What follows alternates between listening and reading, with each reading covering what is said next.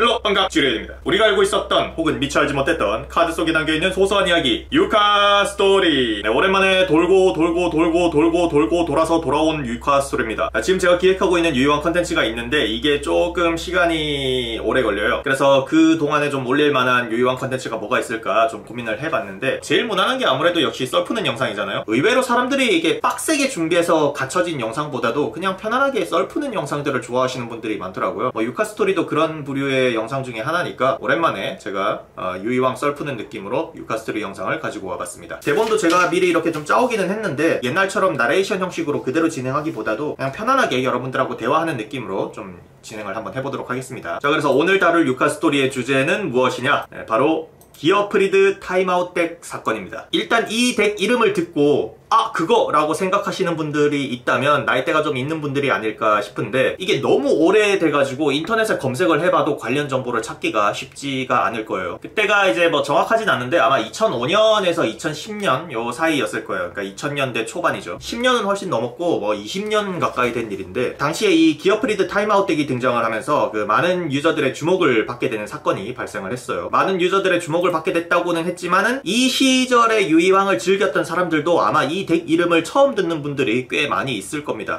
왜냐면 이게 오프라인에서 이슈가 된 덱이 아니었어요. 당시에 유희왕 온라인이라고 온라인 게임으로 유희왕을 즐길 수 있는 그런 게임이 운영이 되고 있었습니다. 지금으로 치면은 이제 마스터 듀얼의 원조격이 되는 게임인데 여기서 등장했던 덱이 바로 이 기어프리드 타임아웃 덱입니다. 자, 이게 왜 이슈가 됐는지는 제가 뒤에서 말씀을 드리고 먼저 레시피를 보여드리도록 하겠습니다. 자, 기어프리드 타임아웃 덱이 어떤 덱이었느냐? 너무 오래된 정보다 보니까 레시피를 100% 가져오지는 못했어요. 어느 정도 이제 참고용으로만 봐주시면 좋을 것 같습니다. 네, 레시피만 보시면은 그때 당시에 쓰였던 카드들을 이렇게 수록을 해봤는데 보시면은 아니 이게 왜 핫한 덱이 됐지? 이때는 이런 덱이 통할 만큼의 환경이었나? 이렇게 생각하실 수도 있는데 이 덱이 당시에 성능이 어마어마했던 덱은 아니었어요. 이 시기에 활약했던 덱을 대표적으로 뽑자면은 뭐 제거 가제트 뭐 이런 부류의 덱이 있는데 그런 덱들에 비해서 이거는 진짜 성능이 그렇게 대단한 덱이 아니었어요. 투입된 카드들도 뭐 당시에 그렇게 많이 쓰이는 카드들도 아니었어요. 근데 이게 어떻게 그렇게 핫한 덱이 됐느냐? 유희왕 역사상 전례를 찾아볼 수 없을 정도로 정말 말도 안 되는 방식의 비상식적인 덱이었기 때문이에요. 자, 먼저 이 덱에서 핵심이 되는 카드는 철의기사 기어프리드와 암흑마족 길퍼데몬이라는 카드인데요. 먼저 철의기사 기어프리드는 이 카드에 장착 카드가 장착이 되면 그 장착 카드를 파괴하는 강제 효과를 가지고 있고요. 그리고 암흑마족 길퍼데몬은 이 카드가 묘지로 보내지게 되면은 자기 자신을 장착 카드로 취급해서 필드 위 몬스터에게 장착하고 장착된 몬스터의 공격력을 500포인트 다운시키는 효과를 가지고 있습니다. 지금 이 두 카드가 서로 상반되는 효과를 가지고 있잖아요. 하나는 장착 카드로 취급하는 거, 하나는 장착 카드를 파괴하는 거. 자, 핵심은 이 두 장의 카드가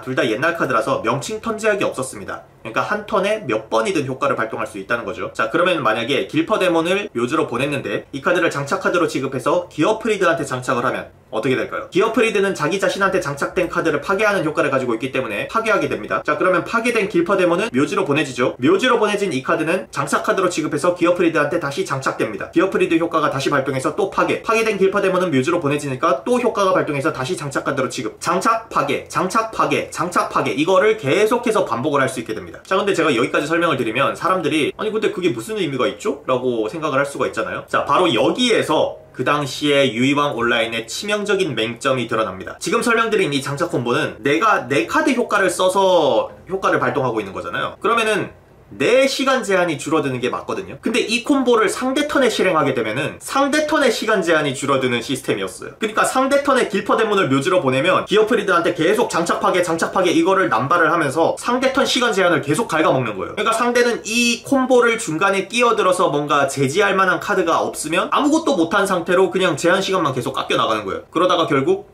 시간사, 그러니까 데미지를 주는 것도 아니고 뭐 엑조디아 같은 뭐 특수 승리 효과를 사용하는 것도 아니고 심지어 덱 파괴를 해서 드로우를 못하게 하는 것도 아니야. 오로지 상대방을 시간사시키겠다는 목적으로 짜여진 덱은 유희왕 역사상 유례를 찾아볼 수 없을 정도로 정말 기막힌 발상의 덱이었어요. 물론 사실 이거는 이제 덱이나 카드 효과가 문제가 아니라 게임 시스템상의 문제가 있었던 거죠. 그래서 이 덱이 이슈가 된 지 얼마 안 돼서 시간 제한 시스템이 패치가 된 걸로 알고 있습니다. 그래서 제가 앞서 말씀드리기를 이게 덱 소개가 아니라 사건이다 라고 말씀드린 것도 요런 이유 때문인데 뭐 어찌됐건 당시에도 뭐 참신하다, 기발하다, 신박하다, 혹은 뭐 더럽다, 치사하다, 야비하다 뭐 이런 이제 갖가지 반응들이 많이 나왔던 사건이었습니다. 뭐 대단히 새로운 관점의 덱 구축을 알린 사건인 거는 분명하죠. 그리고 어떤 게임이든 마찬가지겠지만 이기기 위해서 수단과 방법을 가리지 않는 유저는 언제나 존재한다라는 거를 느낄 수 있게 해준 사건이었어요. 저는 솔직히 이때 당시에 그 사건을 보면서 좀 신박한데? 라는 생각을 좀 했었어요. 그리고 그때 받았던 영감이 이제 수년이 지나서 병맛 듀얼이라는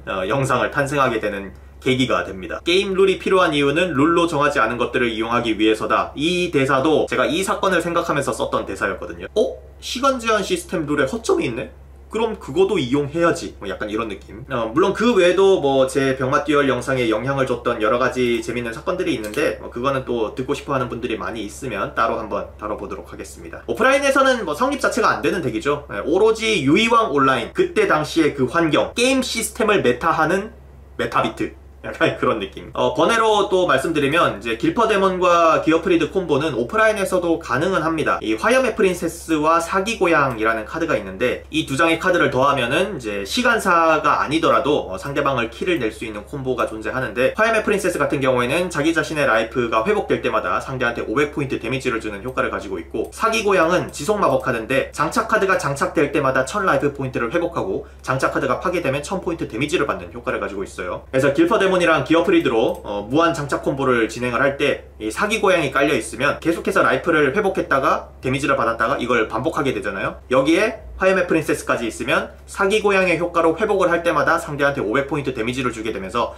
무한 데미지 콤보가 성립이 돼서 킬을 낼 수 있는 콤보가 완성이 됩니다. 말만 들어도 뭐 실용도는 거의 없다는 게 느껴지죠. 그때도 뭐 현실성이 거의 없는 콤보라서 그냥 입듀얼 정도로만 알려져 있는 콤보였는데 유이왕 온라인에서는 사기고양이랑 프린세스가 없이 그냥 두 장만으로 시간사 콤보가 완성이 되니까 비교적 좀 더 쉽게 콤보를 성립할 수 있지 않았나 생각이 듭니다. 이게 상대 턴에 길퍼데몬을 묘지로 보내는 게 포인트다 보니까 요런 카드도 썼었어요. 보시면은 이제 죽은 자를 위한 곡물이라는 카드인데 속공 마법 카드거든요. 필드 위에 있는 몬스터 한 장을 파괴하고 대신에 자신은 다음 턴 드로우 페이지를 스킵하는 효과를 가지고 있어요. 이 드로우 스킵 디메리트가 너무 커가지고 그때 당시에도 그렇게 많이 쓰이는 카드는 아니었는데 어차피 상대 턴에 길퍼데몬을 터뜨리면은 바로 시간사 콤보가 완성이 돼가지고 그대로 이제 끝나니까 다음 턴 드로우 같은 거 볼 일 없다 뭐 이런 느낌으로 쓴 거죠. 이런 식으로 이제 유이왕에서는 게임 시스템의 하자를 이용한 덱을 구축하는 사례도 존재했었다라는 거를 오늘 유카 스토리를 통해서 알려드렸습니다. 조금 아쉬우니까 제가 한 가지 사례를 더 말씀을 드리자면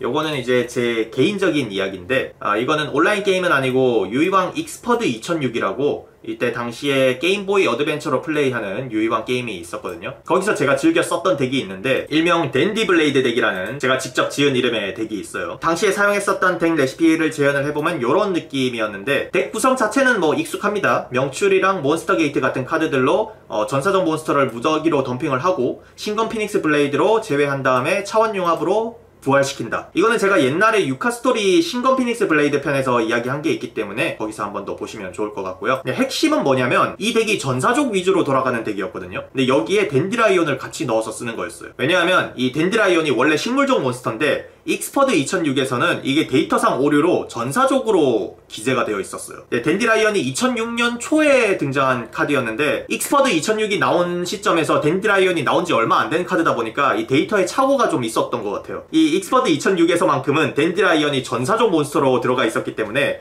무려 증원으로 덴디를 서치하는 게 가능했습니다. 당연히 신검 피닉스 블레이드로 덴디라이언을 제외하는 것도 가능했죠. 그래서 제가 익스퍼드 2006을 돌렸을 당시에 이제 덴디라이언을 전사적 서포트랑 연계를 해가지고 댄디 블레이드라는 이름으로 덱을 짜가지고 돌려본 경험이 있습니다. 자, 그래서 오늘 제가 준비한 유카 스토리는 여기까지입니다. 네, 재밌게 보셨나요? 여러분들도 혹시 그 게임상의 어떤 시스템의 오류, 하자를 역으로 이용한 덱들의 사례를 알고 계십니까? 아니면은 또 유이왕과 관련된 여러가지 신선하고 재미있는 이야기들 알고 계시는 게 있다면 댓글로 남겨주시면 감사할 것 같습니다. 오랜만에 한번 또 이렇게 썰푸는 유이왕 영상을 한번 만들어봤는데 이렇게 좀 소소한 이야기의 영상들도 한번 올려보도록 하겠습니다. 자, 저는 그럼 다음에 또 새롭게 만들 영상이 생기면 돌아오도록 하겠습니다. 안녕!